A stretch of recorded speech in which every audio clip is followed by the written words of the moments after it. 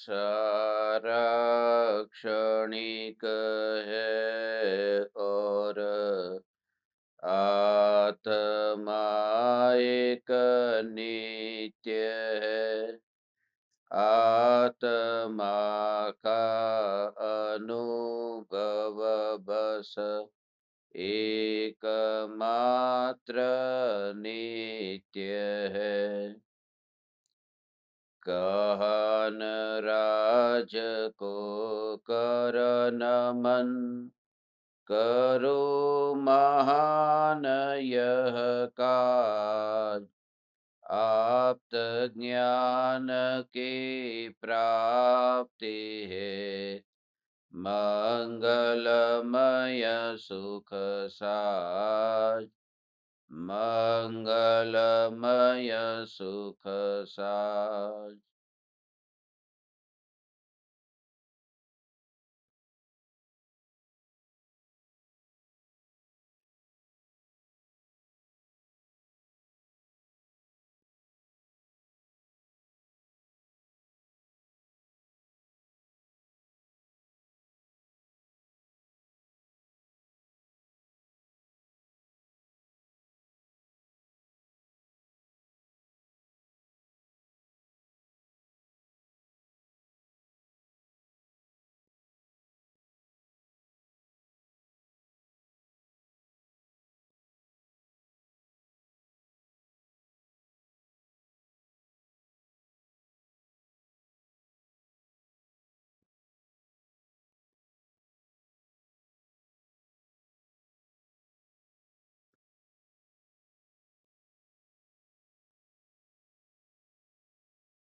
चैतन्य स्वभावी भगवान आत्मा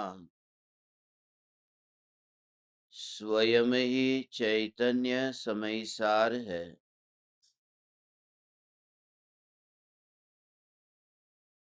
चैतन्य समयसार का प्रतिपादक ग्रंथाधिराज समयसार निश्चय और व्यवहार का संगम है।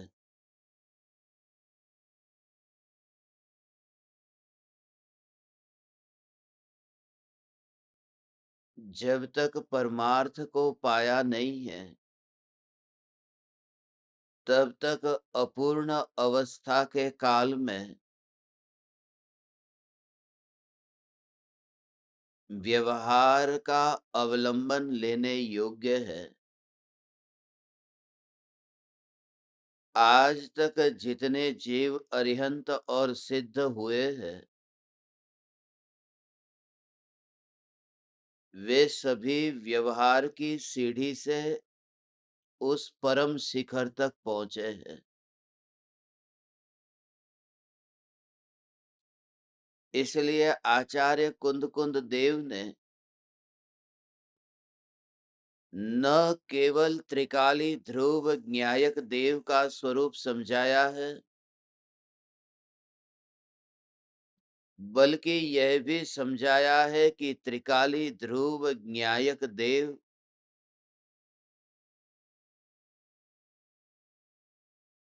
किस अपेक्षा से परद्रव्य से न्यारा है, किस अपेक्षा से पर्याय से कथनचित न्यारा है।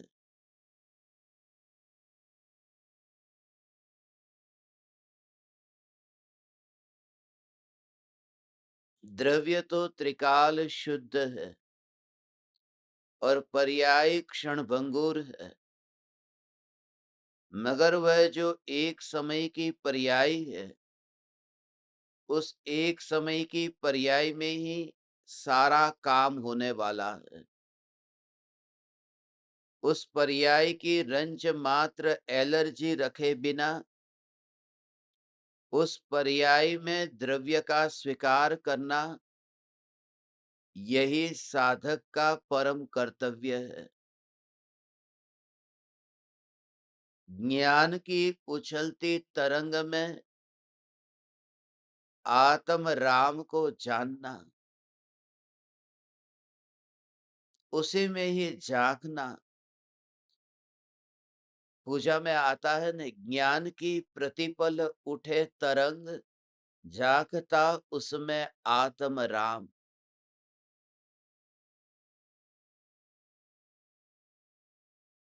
आबाल सभी गोपाल, सुलभ है सबको यह आत्म राम। ये जो आत्म राम है, ये आत्म राम, ये भगवान आत्मा, ये सभी को सुलभ है, क्योंकि निरंतर पर्याय में जो ये अनुभव में आ रहा है, यह ज्ञान ही है और मैं ज्ञान मात्र हूं, यही भगवान आत्मा मैं हूं। यह जो ज्ञान में अनुभव में आ रहा है, एक ये बात है। और एक बात यह है कि जानने वाला ही जानने में आ रहा है। જાણનારો જણાય છે ખરેખર, પર જણાતું નથી। ज्ञान की प्रतिपल उठती तरंग में ज्ञान, ये भगवान आत्मा जानने में आता है। तो जानना तो परिणमन है, और जिसमें जानने में आ रहा है वह भी परिणमन है। एक समय का वह परिणमन, वो सदा काल निर्मल शुद्ध रूप परिणमन हो रहा है। श्रद्धा गुण की अवस्था में और चारित्र गुण की अवस्था में कितने ही प्रकार की, कितनी ही मलिनता हो, मगर ज्ञान गुण की पर्याय जाति की अपेक्षा से, उसके स्वरूप की अपेक्षा से एक समय के लिए भी मलिन नहीं हुई। निगूढ़ से लेकर के सिद्ध अवस्था तक इस ज्ञान का जानना जानना जानना जानना जानना, इस जानने रूप परिणमन में कोई फर्क नहीं पड़ा। इसलिए निगूढ़ का ज्ञान हो और केवल ज्ञान हो, दोनों ज्ञान की पर्याय में भी जानने में कोई फर्क नहीं है। वह जो ज्ञान की निर्मलता है, जैसे जैसे आप परमात्मा इस ज्ञान की निर्मलता में अभेद होकर के मैं ज्ञान मात्र हूं, यह ज्ञान मात्र मैं हूं, इस प्रकार से तत्व विचार करेंगे, तो हे चैतन्य परमात्मा, ज्ञेयों के अगणित भेद होने पर भी ज्ञान स्वभाव ही ग्रहण होता है। ये जो भेद है न, निगोदिया के ज्ञान की पर्याय में अक्षर का अनंतवा भाग जानने में आता है, और केवली भगवान के ज्ञान में लोकालोक जानने में आता है। तो केवली भगवान और ये केवल ज्ञान और निगोदिया के ज्ञान में अंतर कितना है? एक तो कम जानता है, एक अधिक जानता है। मगर ये जो भेद है, ये भेद ज्ञान की अवस्था कितने ज्ञेयों को जानने रूप परिणमित हो रही है, उसकी वजह से है। दो दर्पण है, एक दर्पण में एक कुर्सी का प्रतिबिंब है, दूसरे दर्पण में 100 कुर्सी का प्रतिबिंब है। मगर वो दोनों दर्पण में भेद है ना, वो भेद किसकी अपेक्षा से है? कि कुर्सी की अपेक्षा से भेद है। मगर और अंदर में आओ दर्पण में, कि कुर्सी को वहां पड़ी रहने दो जो दर्पण में गई ही नहीं है। जो एक कुर्सी भी दर्पण में नहीं गई और 100 कुर्सी भी दूसरे दर्पण में नहीं गई, मगर दर्पण तो दोनों एक समान है। कि दर्पण भी एक समान नहीं है। पहले दर्पण की अवस्था उस रचना रूप, उस आकार रूप है जिसमें एक कुर्सी है, ऐसी उसकी रचना है। उसका जो पर्याय का, उस दर्पण की पर्याय की बात है, सामने पड़ी हुई कुर्सी की बात नहीं है, और सामने पड़ी हुई 100 कुर्सी की बात नहीं है। वो जो दूसरे दर्पण की जो कुर्सी जैसी वो जो अवस्था है, उस अवस्था में तो अंतर है।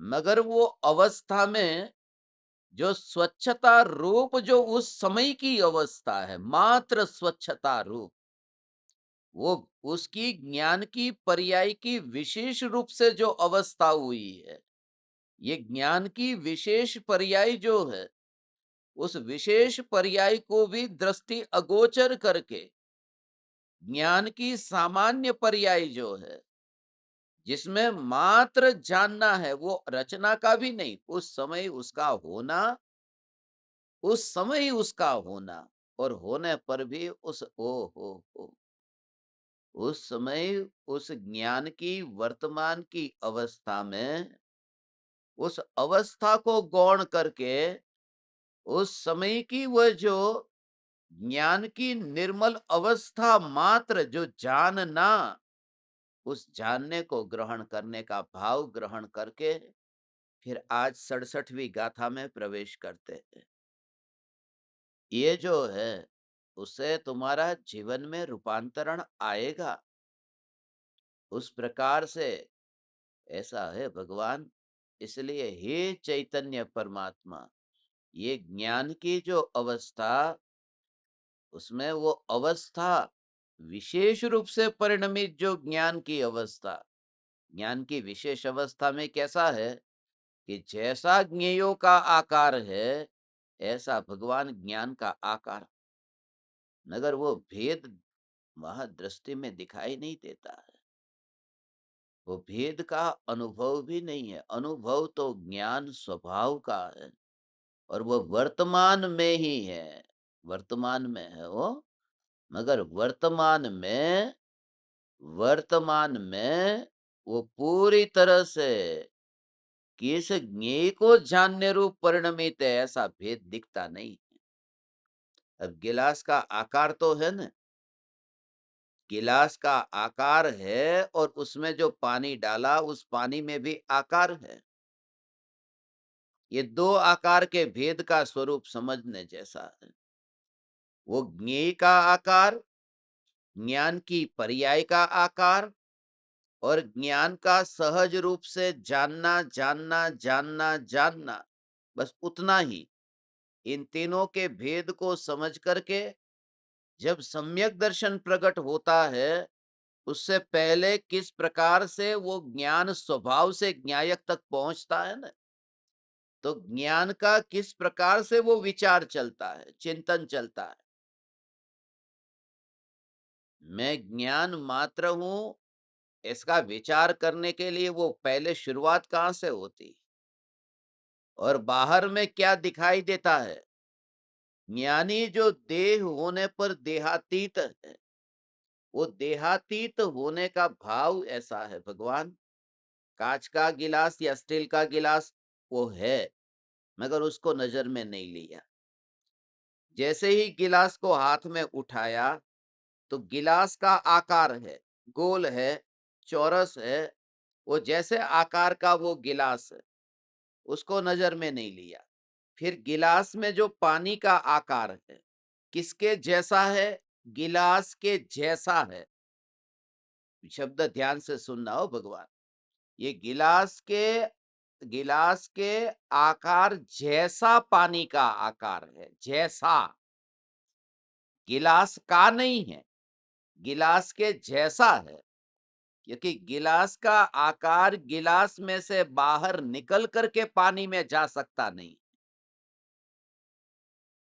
वो तो गिलास के प्रदेशों के बाहर वो आकार फैलता नहीं है, वो वहां तक ही रहता है जहां तक गिलास है। तो जैसे ही सामने कुर्सी पड़ी है, और कुर्सी दर्पण में प्रतिबिंबित हुई, तो कुर्सी माने गिलास, और दर्पण में जो प्रतिबिंब पड़ा, और दर्पण में जो अवस्था दिख रही है कुर्सी जैसी, कुर्सी की नहीं, वह जो आकार दिख रहा है, वो आकार कुर्सी का नहीं है, वो दर्पण का है। और दर्पण ने अपनी योग्यता से, अपनी शक्ति से वो तैयार किया है। वो उस कुर्सी की वजह से दर्पण में नहीं आया। ये जो पानी का आकार गिलास के जैसा हो गया ना, जैसा गिलास का आकार है ऐसा पानी का आकार हो गया, ऐसा पानी का आकार हो गया।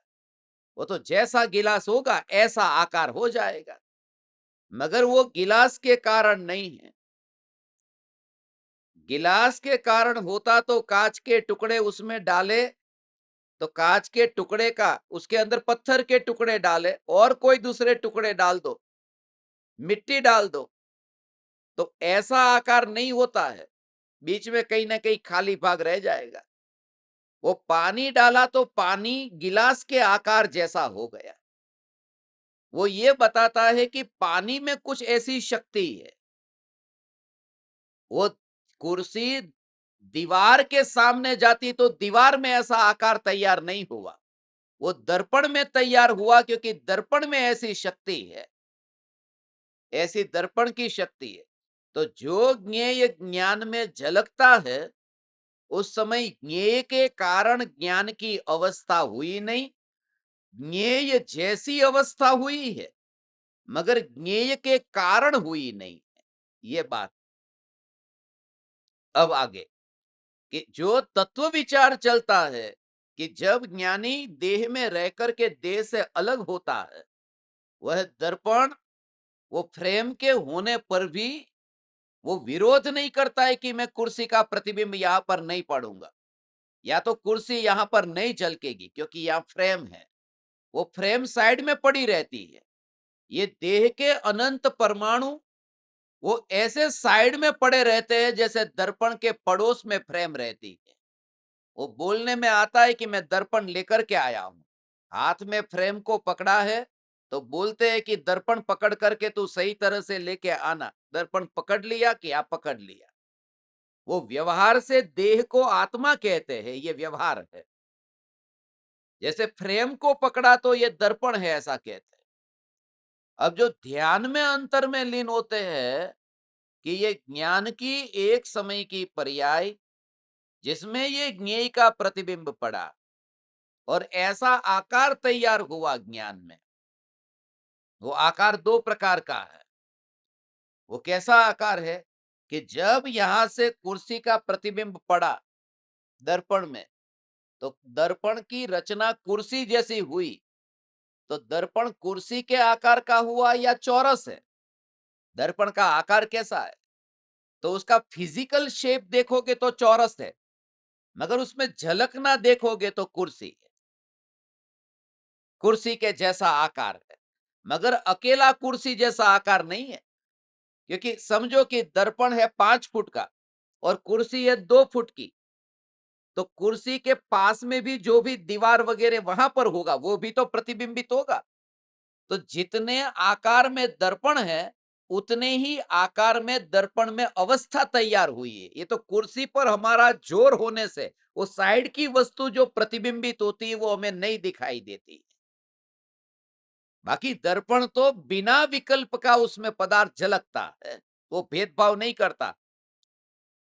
समझ में आ रहा है? हमारी आंख में कोई कण गिर गया है और हम तात्कालिक दिखाई नहीं देता, तो आंख को खोल करके दर्पण के सामने जाकर के ऐसे देखते हैं, तो उस समय हमारा नाक, हमारा मुंह, हमारे कान ये दर्पण में झलकते हैं कि नहीं? उस समय दर्पण कहता है कि तू आंख देखने आया है तो आंख ही झलकेगी। वो तो सब झलकता है जो दर्पण के सामने जाता है।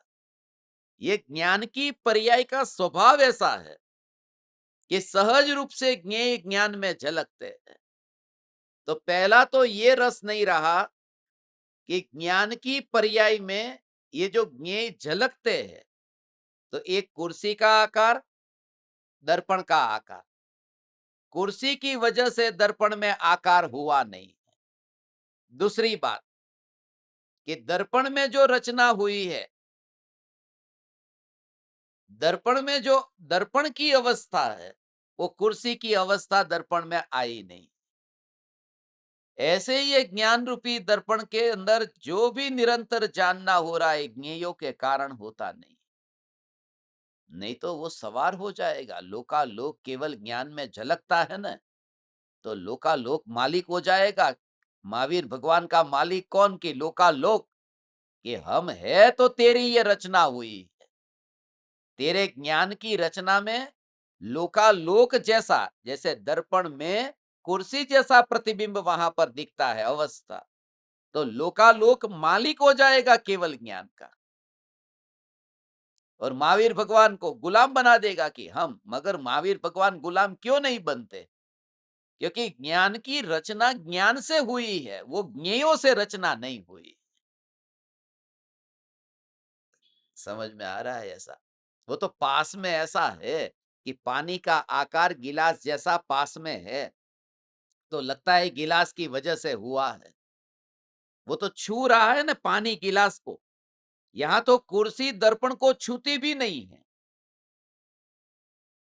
और अलोकाकाश को ऐसा है कि जहां आत्मा आज तक कभी गया ही नहीं है और अनंत काल तक जाएगा भी नहीं, तो भी केवल ज्ञान में झलकता है। वो ये बताता है कि ज्ञान की पर्याय को ज्ञेयों के पास में आने की अपेक्षा नहीं होती है।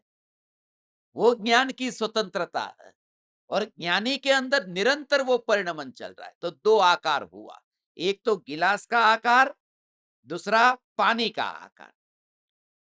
दोनों आकार अलग अलग है, गिलास का गिलास से, पानी का पानी के कारण। अब जो व्यक्ति प्यासा है, वह प्यासा व्यक्ति किस आकार को देखेगा? गिलास के आकार को कि पानी के आकार को? दो में से किसी भी आकार को नहीं देखता है। वो ये देखता है कि पानी स्वच्छ है या नहीं है। पानी स्वच्छ है या नहीं, वो देखता है।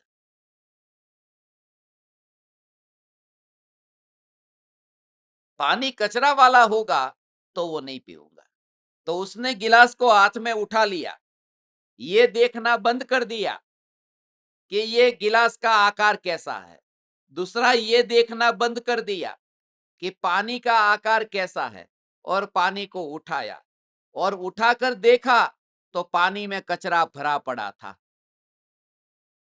अब पिए कि नहीं पिए, कि पानी में कचरा था, तो उसने ये विचार किया कि पानी में जो तल पर कचरा पड़ा हुआ है, वो ये बताता है कि पानी निर्मल है। यदि पानी गंदा होता तो तल पर पड़ा हुआ कचरा दिखता कैसे? वो इतना स्पष्ट दिख रहा है। तो वो गिलास को उठाता है, गिलास के आकार को देखता नहीं, पानी के आकार को देखता नहीं, और कचरे को देख करके भी कचरा दिखाई देता है क्योंकि पानी निर्मल है, ये अनुमान लगा करके वो मात्र पानी को पी लेता है, कचरे को छोड़ देता है। वो ज्ञान में जो ज्ञेय झलकते हैं, न ज्ञेयों का आकार देखा, न ज्ञान का आकार देखा, न ज्ञान में ये जो राग और द्वेष के भाव जो जानने में आ रहे हैं, वो जानने में आ रहे उसका भी रस छोड़ दिया, उसमें ज्ञान को ग्रहण किया। ऐसा है। नए नए दृश्य जो बदलते हैं, उन दृश्यों के बदलने पर भी ये ज्ञान की अवस्था, ये अनुभव, तो अब जो दर्पण को पानी को पिया, वो कितने बजे के पानी को पिया है? कि जिस समय गिलास है, गिलास जैसा आकार, गिलास का आकार, गिलास के जैसा पानी का आकार, उसमें कचरा पड़ा है, मगर फिर भी ऊपर से पानी को पिया। वो कितने बजे पिया? कि मानो समझो 4 बजे पिया। जब 4 बजे उसने पानी को पिया, उस समय वो जो पानी पीने में आया, उस समय 4 बजे की शीतलता उसके अनुभव में आई है। 4 बजे की, और 3 बजे वाला नहीं, 4 बजे की शीतलता अनुभव में आई है। मगर उस समय उसे ये विकल्प नहीं है 4 बजे वाला पानी, वो भाव ही भूल गया है। 4 बजे वाला पानी, पानी मुझे मिल गया, ऐसा है। उसे कहते हैं पर्याय में मिला है, उसे 4 बजे की पर्याय में पानी मिला है। 5 बजे की पर्याय वाला नहीं मिला, 3 बजे की पर्याय वाला नहीं मिला। समझ में आ रहा है? हम्म। ये 3 बजे की और 4 बजे की पर्याय वाला पानी ऐसा नहीं मिला, 5 बजे की पर्याय वाला पानी मिला, मगर ये 4 बजे की पर्याय वाला पानी मिला, ये 4 बजे वाला ये विकल्प नहीं रहता। वो वहां पर भाव ही नहीं आता। ऐसा वो स्वरूप है भगवान। त्रिकाल ध्रुव चैतन्य परमात्मा जब अनुभव में आता है, तो उसे अनुभूति तो 4 बजे की पर्याय की ही हुई है, ये नियम है। क्योंकि खींच करके उस पर्याय में नहीं जाएगा 3 बजे की पर्याय का अनुभव करने। तो अनुभव तो वर्तमान की पर्याय का ही होगा। अनुभव वर्तमान की पर्याय का ही होगा। मगर वर्तमान की पर्याय के अनुभव के काल में ये वर्तमान की पर्याय ऐसा विकल्प नहीं होता है। यही भगवान आत्मा है और ये मैं हूं। समझ में आ रहा है ना? ओहो!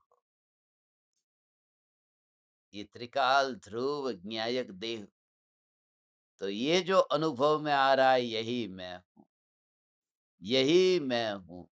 तो ये तो हमें तो गर्म अनुभव में आता है, आग में हाथ डाले तो गर्म का अनुभव तो होता है, ज्ञान कहाँ अनुभव में आता है? मिठाई जीभ पर रखे तो मीठा खट्टा ये अनुभव में आता है, ज्ञान कहाँ अनुभव में आता है? तो बोले कि ये अनुभव में तो ज्ञान आता है, मगर कल्पना की है ऐसी कि ये मीठा अनुभव में आया, ये खट्टा अनुभव में आया, ये गर्म अनुभव में आया, ऐसी कल्पना की वजह से, ये ऐसी कल्पना की ने, इसकी वजह से ही तो ये संसार है। क्योंकि मीठा अनुभव में आया, बराबर है? यहाँ पर मीठा अनुभव में आता और तुमने क्या माना कि ये मीठा अनुभव में आया। ध्यान से सुनना हो बापू, ध्यान से सुनना। हाँ, क्या कहा? यदि मीठा अनुभव में आता, क्या कहा? यदि मीठा अनुभव में आता और तुमने माना कि ये मीठा अनुभव में आया, मानते तो है ना? तो जैसा हो रहा है ऐसा तुमने माना, तो सम्यक दृष्टि हो जाने चाहिए तुम। मिथ्या दृष्टि क्यों हो? क्योंकि ज्ञान अनुभव में आ रहा है और तू मान के बैठा कि मीठा अनुभव में आया, इसका नाम मिथ्यात्व है। सम्यक दर्शन की प्राप्ति कैसे होती है कि ये अनुभव में आया, ये ज्ञान ही है। ओहो! कितना ये सूक्ष्म भाव है भगवान। इसलिए लोगों को आश्चर्य होता है कि घर में रह करके धर्म कैसे हो सकता है। अरे धर्म तो घर में रह करके ही हो सकता है, बाहर गए तो धर्म नहीं हो सकता। ज्ञान की पर्याय में ये ज्ञान जानने में आया, ज्ञान जानने में आया, ये अनुभूति ज्ञान की हो रही है। और रात को नींद के काल में भी सम्यक दृष्टि की श्रद्धा ऐसी ही होती है, फर्क नहीं होता। नींद में भी हो, स्वप्न में भी ये ज्ञान अनुभव में आ रहा है। ये उन लोगों के लिए जो अभी जोर-जोर से चिल्ला के कहते हैं ना, अनुभव तो पर्याय करती है, अनुभव तो पर्याय करती है। अरे ये अनुभव पर्याय करती है, ये सारा कार्य भगवान पर्याय में ही होता है। इतनी एलर्जी क्यों पर्याय की? मगर जब ये ज्ञान अनुभव में आया, ये ज्ञान ही अनुभव में आया, उस समय वर्तमान पर्याय में जो अनुभव में आया है, उस वर्तमान पर्याय पर जोर न दे करके उस सत्ता मात्र पर जोर रहता है। बाकी अनुभव तो वर्तमान पर्याय का ही होगा। ज्ञान की वर्तमान पर्याय का अनुभव होगा, उस समय विकल्प नहीं है। बच्चे जो बच्चा है, अभी बच्चा 8 साल का बच्चा, 8 साल के बच्चे को दूर से आता हुआ आपने देखा, अब आ रहा है। आपने जैसे ही दूर से आ रहा था, आपने पकड़ लिया, अब गले लगा लिया, तो वो 8 साल का बच्चा, वो 7 साल के बच्चे को गले नहीं लगाया, वो 9 साल के बच्चे को गले नहीं लगाया, वो 8 साल के बच्चे को लगाया है। वो 8 साल, वो तो पर्याय है ना, वो भी वर्तमान पर्याय वाला बच्चा है। मगर मेरा इकलौता बेटा है, वो एक, वो 8 साल वाला नहीं, मेरा बेटा बस। वहां ये विकल्प आता है कि 8 साल वाला, अभी 8 साल से फिर मानो 5 मिनट ज्यादा हो जाएंगे तो अब थोड़ा मेरा नहीं रहा। अरे बेटा, ये सत्ता है, सत्ता पर जोर है। अनुभव वर्तमान की पर्याय का होता है। वर्तमान की पर्याय का अनुभव होता है। और ये सिद्धांत कहा है कि जब तक तन्मय नहीं होता तब तक अनुभव नहीं होता। ये सिद्धांत है वो। जब तक तन्मय नहीं होता तब तक अनुभव नहीं होता। और ज्ञान तन्मय माने एक रूप हो जाना, तन्मय हो जाना। अनुभव के लिए कंडीशन है, झलकने के लिए कंडीशन नहीं है, अनुभव के। इसलिए जानना और अनुभव दोनों में अंतर है। जानना तो होता है, लोकालोक जानने में आ जाता है, मगर लोकालोक का अनुभव नहीं हो सकता। एक सिद्ध भगवान जब आत्मा के ध्यान में लीन होते हैं तो दूसरे सिद्ध भगवान का अनुभव नहीं होता है, क्योंकि एक सिद्ध परमात्मा दूसरे सिद्ध परमात्मा से अभेद नहीं हो सकते। अभेद हुए बिना अनुभव नहीं हो सकता, यह सिद्धांत है। और जिससे अभेद हूं उसके अनुभव से बचा नहीं जा सकता, वो अनुभव होगा ही होगा।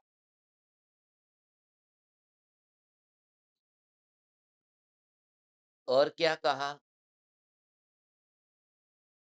दर्पण में कांटा प्रतिबिंबित हुआ और मैंने तो दर्पण को ही देखा है। मेरी आंख तो यहां से वहां गई ही नहीं है। सामने कांटा है, यहां पर से मेरी आंख उधर नहीं गई, इधर ही देख रही है, मगर दर्पण में कांटे की कल्पना कर रही है। दर्पण फूल प्रतिबिंबित हुआ तो दर्पण में फूल की कल्पना करती है। तो दर्पण को कोई कहेगा कि तू दर्पण को ही देख रहा है, फिर भी तुझे ये द्वेष और राग क्यों हो रहा है? जब तुझे ज्ञान ही जानने में आता है तो राग द्वेष क्यों होते हैं? कि ज्ञान ही जानने में आता है तो देखता ज्ञान को ही है, मगर कल्पना करता है कि ये कांटे और फूल जो जानने में आ रहे हैं, ये पाप और पुण्य जो मुझे जानने में आ रहा है, ये प्रतिकूलता अनुकूलता जानने में आ रही है। ऐसा भ्रम होने की वजह से फिर राग द्वेष के भाव होते हैं। ऐसा। और वो राग द्वेष के भाव जो होते हैं ना, ऐसे राग द्वेष के भाव होते हैं। ये शत्रु आया तो द्वेष हो गया, ये मित्र आया तो राग हो गया।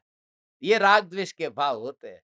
और ऐसे जो राग द्वेष के भाव होते हैं वो भी ज्ञान में जानने में आते हैं, तब भी ज्ञान ही जानने में आ रहा है, राग द्वेष नहीं।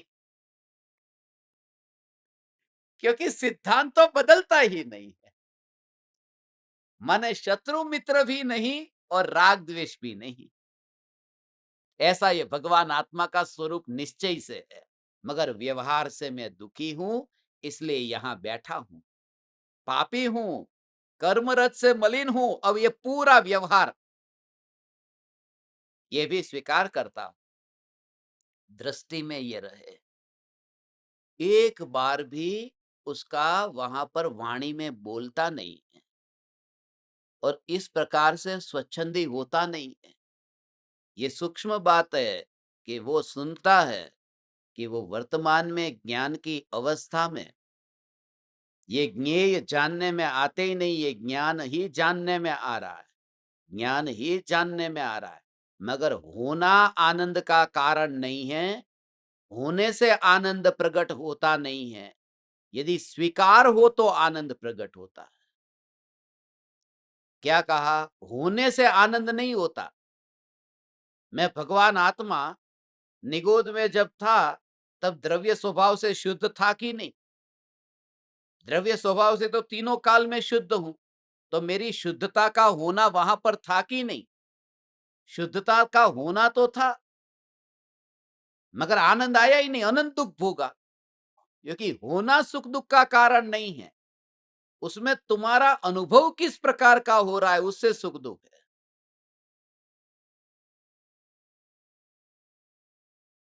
अब सिद्ध भगवान होने के बाद में भी पर्याय की मलिनता भूतकाल में तो ऐसी रहती है कि नहीं?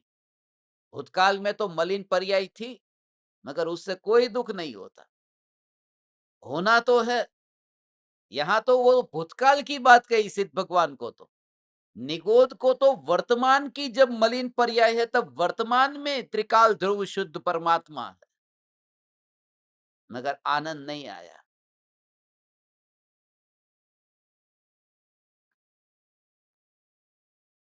जो पर्याय आनंद को भोगे, जो पर्याय दुख को भोगे, मगर द्रव्य स्वभाव न आनंद को भोगता है न दुख को भोगता है, ये दृष्टि में ही रहता है, पूरा जोर उसी प्रकार का रहता है।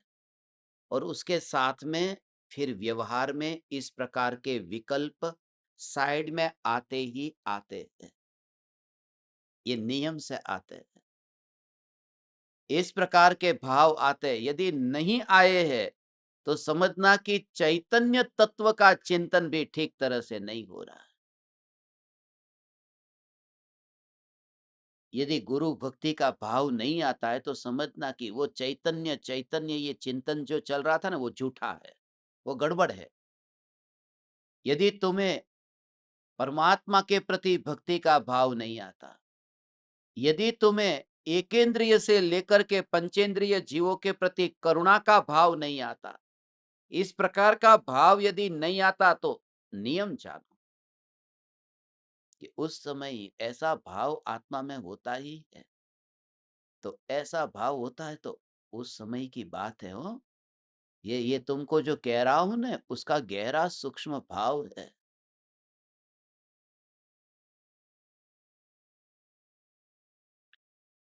ऐसा सूक्ष्म भाव है कि तुम्हारे अंदर थोड़ी करुणा होगी तो भगवान आत्मा है वो समझ में आएगा। चक्रवर्ती जो युद्ध लड़ते हैं, वहां उनकी करुणा कहाँ है? एक इंद्रिय के प्रति करुणा की बात करते हैं और वहां तो युद्ध लड़ने के लिए निकल गए। ये बात अलग है कि चक्रवर्ती की लड़ाई में खून की एक भी बूंद टपकती नहीं है। चक्रवर्ती की लड़ाई में किसी की हिंसा होती नहीं है। चक्रवर्ती की लड़ाई ऐसी होती है क्योंकि चक्रवर्ती का बल इतना होता है कि जहां जहां जाते हैं, कोई पहलवान कैसे कहीं जाए उसके नगर को जीतने के लिए, और पहलवान को देख करके ही सामने वाला झुक जाए, कुछ करना ही नहीं पड़े। इसलिए तो बाहुबली पर भी चक्र छोड़ा तो बाहुबली को चक्र लगा कहां? चक्र तो वापिस आ गया ना। वो तो उसकी योग्यता ऐसी है कि ये अपने परिवार के होते उनके ऊपर चक्र नहीं चलता है। भरत चक्रवर्ती का हो या किसी भी चक्रवर्ती का हो। ये बात तो पर के लिए है। ये चक्र पर के लिए है, जहां पर छोड़ना ही नहीं पड़ा है। तो चक्रवर्ती को बिना वहां पर हिंसा करने के लिए गए, मगर हिंसा हुई नहीं। मगर ऐसे राजा भी सम्यक दृष्टि हुए हैं कि जो युद्ध करते हैं, पंचेंद्रिय का वध करते हैं, पंचेंद्रिय जीव को मारे, तो भी सम्यक दर्शन छूटता नहीं। ये सुनकर के निश्चयाभासी जीव को मजा आ जाता। एक बात याद रहे कि सम्यक दृष्टि को पाप के काल में भी चैतन्य तत्व की जागृति रहती है। पाप के काल में चैतन्य की जागृति रहती है, मगर पाप करते करते चैतन्य की जागृति प्रकट नहीं हुई थी। समझाड़ू શું કીધું? ये कहा, ध्यान से हो अभी। हाँ, क्या कहा? पापी ज्ञानी हो सकते हैं, पापी और ज्ञानी हो सकते हैं। पापी ज्ञानी हो सकते हैं,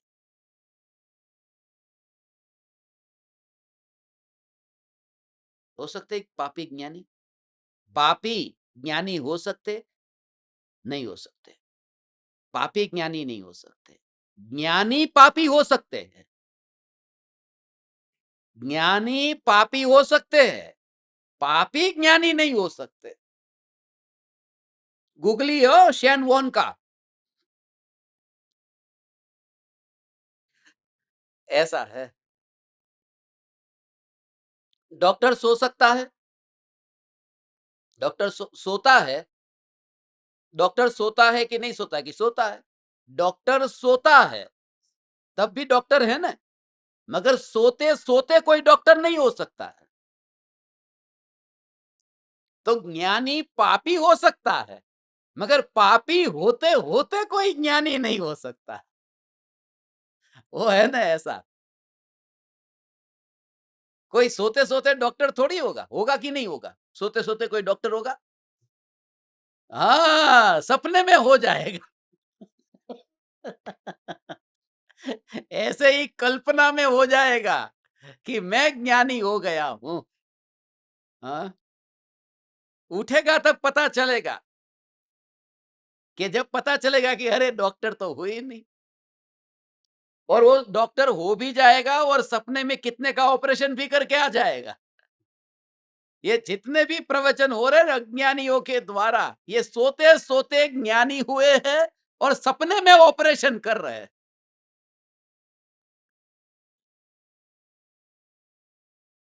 स्वच्छंदी नहीं होना है भगवान।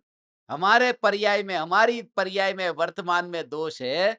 मैं पापी हूं। पापी माने पंच 5 प्रकार के पाप होते हैं। वो पापी कभी पाप से छूट करके सीधा पाप से छूट करके ध्यान में लीन भी नहीं हुआ जा सकता।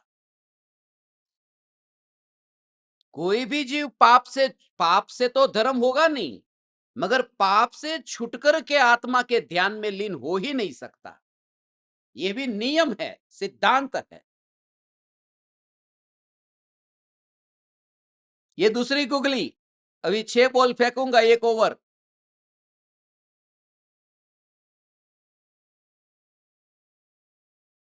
पाप करते करते ज्ञानी कोई नहीं हो सकता। पाप को छोड़ करके भी ज्ञानी नहीं होता। जब कोई ज्ञानी होता है तब आत्मज्ञान होने से पहले पाप नहीं है, वहां पर पुण्य है। पुण्य को छोड़ करके ज्ञानी हुआ, क्योंकि जो करण लब्धि के परिणाम है वो शुभ परिणाम है।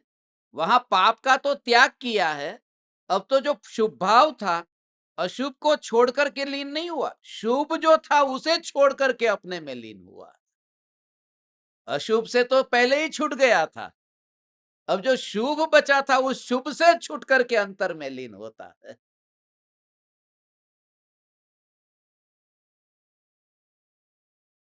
ये 67वीं गाथा है। ये 67वीं गाथा देखो। व्यवहार की पूरी गाथा, एकांतवादी जो नहीं होना है उनके लिए।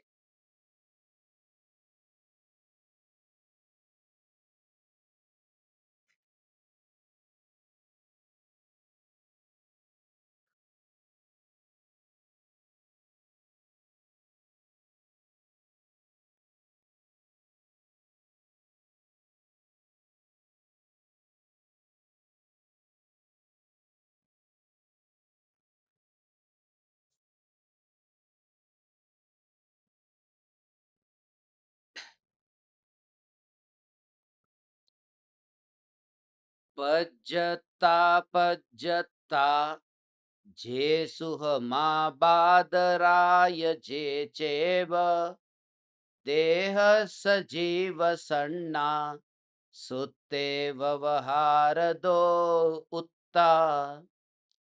शास्त्रों में देह के पर्याप्तक, अपर्याप्तक, सूक्ष्म, बादर आदि जितने भी नाम जीव रूप में दिए गए हैं, वे सभी व्यवहार नहीं से ही दिए गए हैं। ये व्यवहार का स्वीकार करने के लिए कहा। कल हमने चर्चा की थी ना। इसका विस्तार से यदि आपको समझना है तो द्रव्य संग्रह की ये गाथा है। द्रव्य संग्रह में ये जो जीव के 14 समास का वर्णन किया है, 14 समास है ना, वो 14 समास का वर्णन है। 14 गुण स्थान है, 14 जीव स्थान है, 14 मार्गणा स्थान है। ये 14 समास, ये समास समणा अमणा नेया पंचेन्द्रिय निमन्ना परे सव्वे बादर सुह में इंदी सव्वे पज्जत इदराय। ये द्रव्य संग्रह की गाथा है। 12 नंबर की गाथा में ये भेद बताया। ये शास्त्रों में जो पर्याप्तक, अपर्याप्तक, सूक्ष्म बादर आदि जितने भी नाम जीव के दिए गए हैं, वे सभी व्यवहार नहीं से ही दिए गए हैं। इसका थोड़ा व्यवहार से अब स्वरूप समझ लेते हैं कि ये 14 प्रकार के जो भेद है वो भेद क्या है और उस व्यवहार की उपयोगिता क्या है। अब वो बात तो सत्य बात तो कही आपको, परम सत्य बात। अब ये जो व्यवहार की बात है,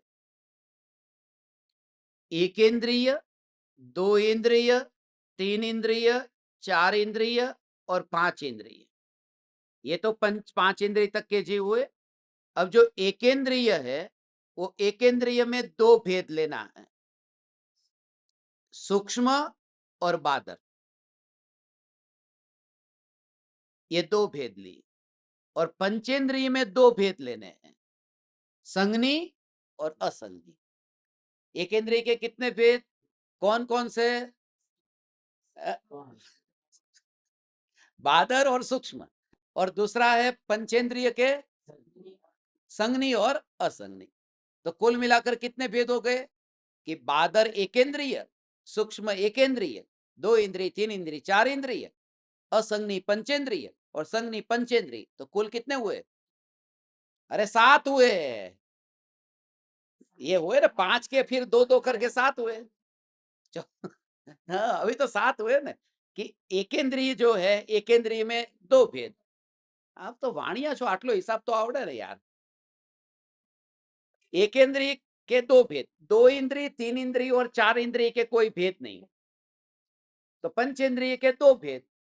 तो यहाँ पर असंगनी पंचेंद्रिय, संगनी पंचेंद्रिय तो दो, और बादर एकेंद्रिय, सूक्ष्म एकेंद्रिय दो। तो दो और दो चार, चार और तीन सात, 7 भेद हुए ना। और ये 7 प्रकार के जो भेद है उनमें अब दो विभाजन करना है, एक अपर्याप्तक, दूसरा पर्याप्तक। तो कितना हो गया? तो उसमें घटित कर देना, माने अपर्याप्तक ऐसा बादर एकेंद्रिय, फिर पर्याप्तक ऐसा बादर एकेंद्रिय, ऐसे करके 14 घटित कर लेना। ये याद रखने का आपको उपाय बता दिया। आप में से कौन बता सकता है? हाथ ऊंचा करे।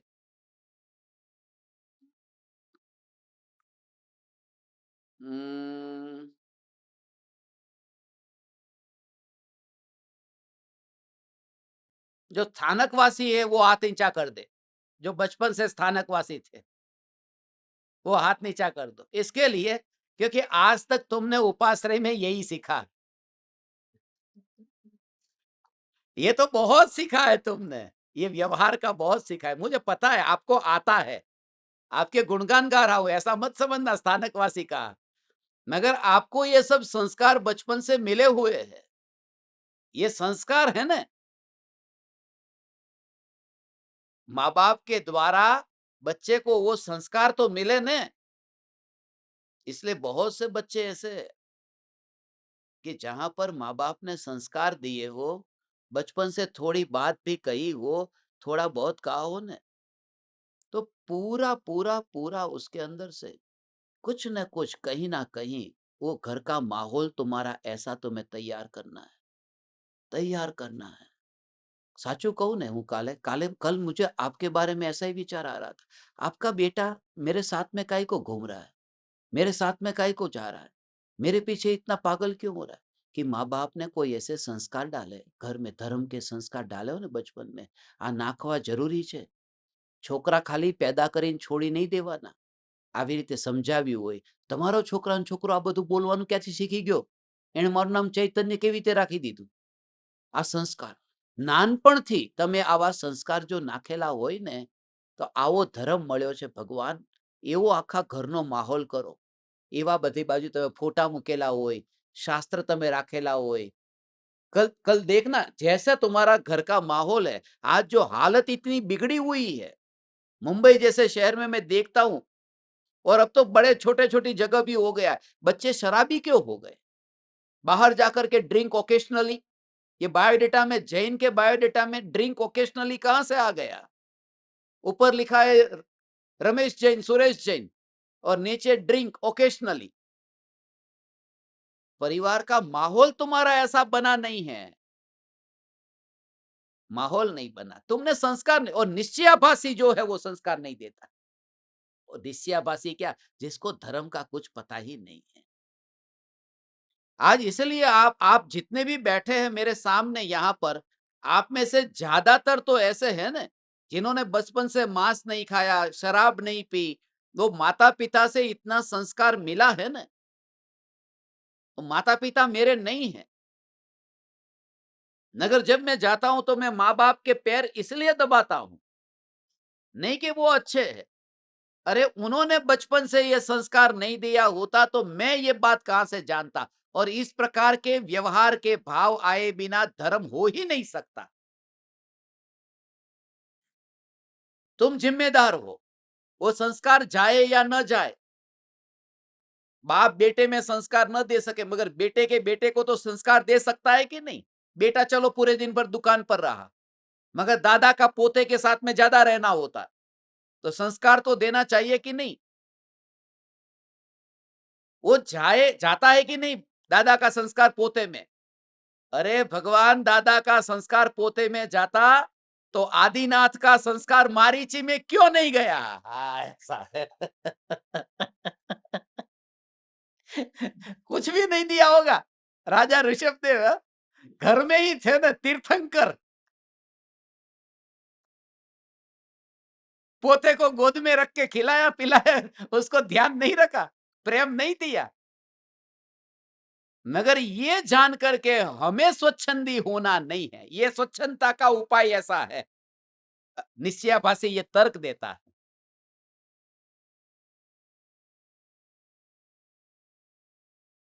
कि कोई किसी का कुछ करता नहीं और पत्नी पर गुस्सा करता है। अरे चाय नहीं दी अभी तक, 2 घंटे से बैठा हूं। वहां पर यह नहीं लगता कि कोई किसी को चाय दे सकते ही नहीं है। जहां पर जैसा घटित करना था ऐसा निश्चयाभासी घटित करता है। निश्चयाभासी माने महाचालबाज। व्यवहाराभासी इतना चालबाज नहीं है, क्योंकि उसके पास उतनी बुद्धि ही नहीं है। बुद्धि होती तो क्रियाकांड में थोड़ी अटके रहता।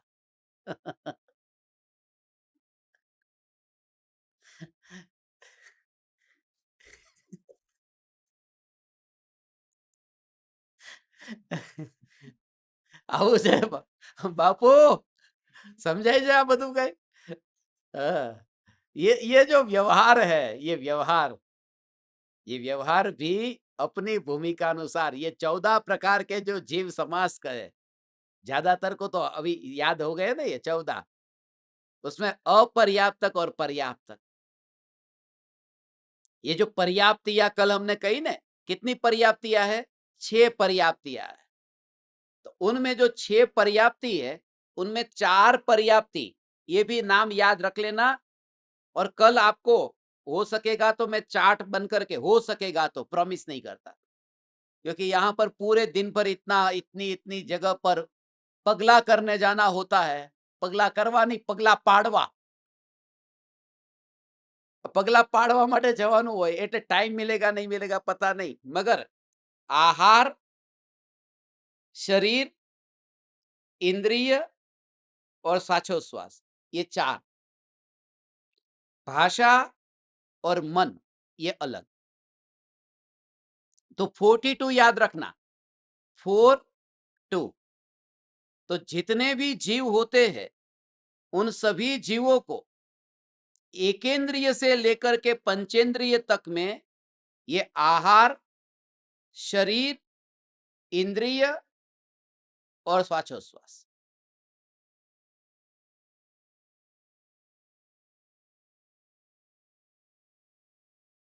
ये पूरा इतना पार्ट है ना।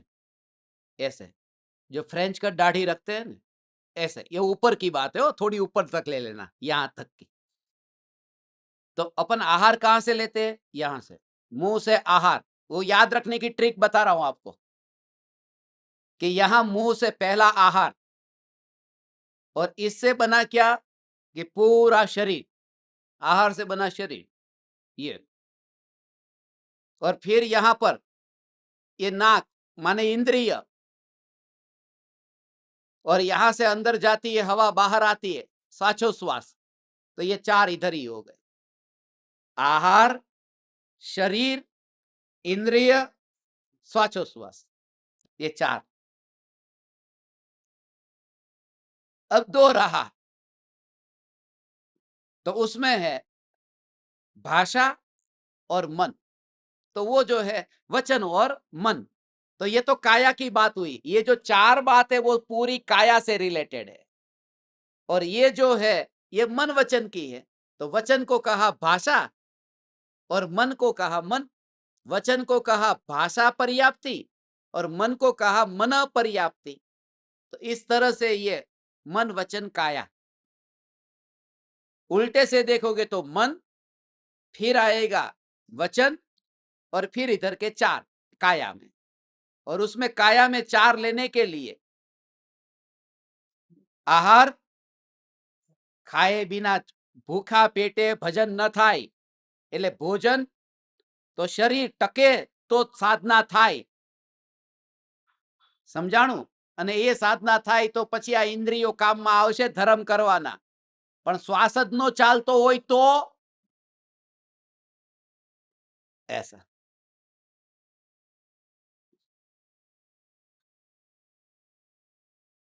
तो जब भी आपको पर्याप्ति पर्याप्ति याद आए तो पहले ही खाना, जो अक्सर याद आता रहता है, पहले खाने से ही शुरुआत करना।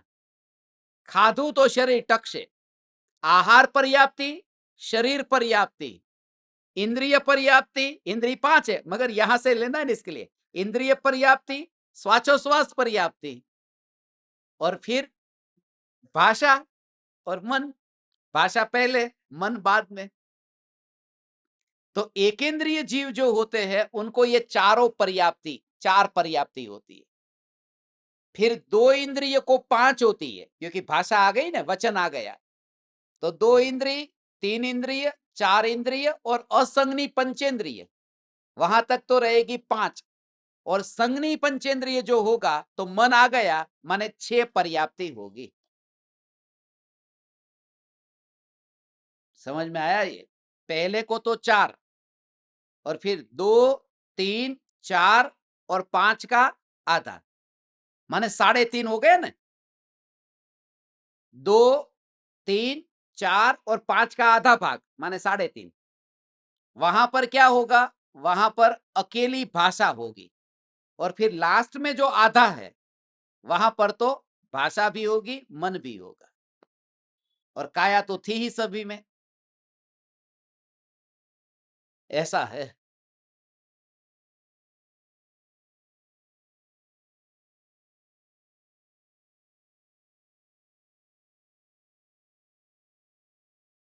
આ સવાર સવારમાં સમજાય છે કઈ? આહાર લીધા વગર બેઠો છું, आहार लिए बिना बैठा हूं, शरीर में बिल्कुल भी शक्ति नहीं है, और इंद्रिया इतनी शिथिल हो गई है। તમને સમજાવતા સમજાવતા શ્વાસ ચડી જાય છે, समझाते समझाते सांस चढ़ जाता फिर भी बोलता हूं भाषा समिति, ये सोच करके कि तुम्हारा क्या होगा, इसके लिए ये मन आ गया। ये 6 पर्याप्ति होती है, उसमें 7 प्रकार के जो फिर ये भेद है, बादर सूक्ष्म, 2 इंद्रिय, 3 इंद्रिय, 4 इंद्रिय और असंगनी संगनी। ऐसे जो 7 के, एक होता है अपर्याप्त और दूसरा है पर्याप्त। उसमें एक बात खास समझना, ये पर्याप्ति पूर्ण होने में अंतर्मुहूर्त का काल लगता है। नया शरीर धारण किया ना, तो उसमें कैसा होता है, वो अंतर्मुहूर्त के भी असंख्य भेद है। ऐसा मत समझना 48 मिनट, 48 मिनट का तो मुहूर्त होता है, उससे एक समय कम अंतर मुहूर्त होता है। तो उसमें एक शरीर में से निकल गया और अगले शरीर में पहुंचा नहीं, तो यहां तो पर्याप्ति है, 6 की 6 पर्याप्ति है। अब स्वर्ग में देव हुआ, तो तात्कालिक तो पर्याप्ति बनती नहीं है, अंतर्मुहूर्त में बनेगी। तो तब तक बिना पर्याप्ति का रहा ना, तो उसे बिना पर्याप्ति का नहीं कहते। तो 3 शब्द, अब एक तीसरा शब्द और याद रखना है। एक है पर्याप्तक, दूसरा अपर्याप्तक और तीसरा है निवृत्य पर्याप्तक। निर्वृत्य पर्याप्तक, निर्वृत्य माने कि अभी वो एक में से निकल गया, माने विग्रह गति में जो होता है एक शरीर में से निकलने के बाद में, और वहां पर अंतर्मुहूर्त का काल जब तक पूरा नहीं होगा तब तक की बात है। तो प्रोसेस जो चलेगा उस समय ये पर्याप्ति का प्रोसेस चलेगा, तब तक उसे निर्वृत्य पर्याप्तक कहते हैं। निर्वृत्य पर्याप्तक। यदि समझ में नहीं आएगा तो आपको फिर भेज देंगे, वो सब लिखा होगा उसमें। ये चार्ट बनेगा ना जब पूरा का पूरा पर्याप्तियों का, आसानी से आपको याद हो जाएगा। ये सब जो जो चार्ट आपको भेजता हूं, जैसे वो 8 नई का चार्ट भेजा था, ऐसे ही फिर 29 प्रकार के रागादि वर्णादि रागादि भाव का चार्ट भेजा। ऐसे ही ये सब 14 जीव समास और पर्याप्त अपर्याप्त निवृत्त पर्याप्त ये सब का चार्ट बनाऊंगा, वो भेजूंगा। तो उसको सबको प्रिंट करके आपको फिर रखना है। धीरे धीरे धीरे आपकी दीवार इससे भरते जाओ घर की। पिकासो के चित्र नहीं रखोगे तो चलेगा।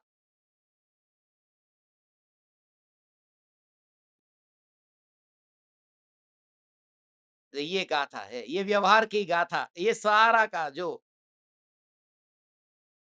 शास्त्रों में देह के पर्याप्तक अपर्याप्तक सूक्ष्म बादर आदि जितने भी नाम जीव रूप में दिए गए हैं, वे सभी व्यवहार नहीं से ही है। समय हो गया अपना। मूल बात यह है, थोड़ी बात अधूरी रह गई।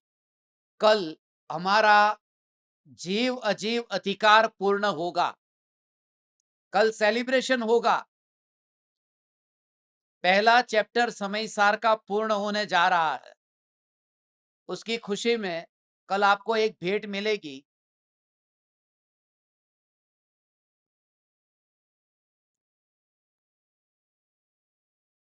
और एक सत्संग में ये भी बताना है, ये जो व्यवहार से, ये भाव जीव के कहे हैं, ये जीव के जो व्यवहार से कहे हैं, उसका कनेक्शन समय सार में ये बात बताई है। घी का घड़ा, ऐसा दृष्टांत दिया है। कल घी का घड़ा लेंगे कि घी का घड़ा जो होता नहीं है, घड़ा मिट्टी का होता है, मगर उसमें घी भरा होने से उसे घी का घड़ा कहते हैं। ऐसे ही जीव को एक इंद्री, दो इंद्री, तीन इंद्री ऐसा कहने में आता है, जैसे घड़े को घी का घड़ा कहते हैं। मगर वो घी का घड़ा क्यों कहा, समय सार में वो दृष्टांत घी का क्यों लिया, क्योंकि उसका प्रोसेस होता है। घी का घड़ा जब होता है तो पहले घड़ा बनता है, उसमें फिर अंदर घी डालते हैं, तो घी का घड़ा नहीं होता। पहले घड़ा बनता है, पूरा तैयार हो जाता है, फिर उसमें पानी डाला जाता है, थोड़े दिन तक पानी से भरा होता है। उसके बाद में छाछ डाली जाती है, फिर थोड़े दिन तक छाछ भरते हैं। उसके बाद में, पहले के जमाने में जो होता था ना, उसका प्रोसेस करके कल आपको मैं बताऊंगा कि ये व्यवहार के भाव का क्या महत्व है और क्यों जरूरी है ये सीखना। निश्चय अपासी कभी मत होना भगवान। ये निश्चय और व्यवहार को साथ में रखना और अपने बच्चों के अंदर थोड़े धर्म के संस्कार डालना। दो बात बचपन में ही बताते रहना, समझाते रहना। और तुम्हें तो मिल गया है, जिनको नहीं मिला था उनकी बात अलग है, तुम्हें मिल गया है। चैतन्य समयसार, चैतन्य समयसार, चैतन्य समयसार।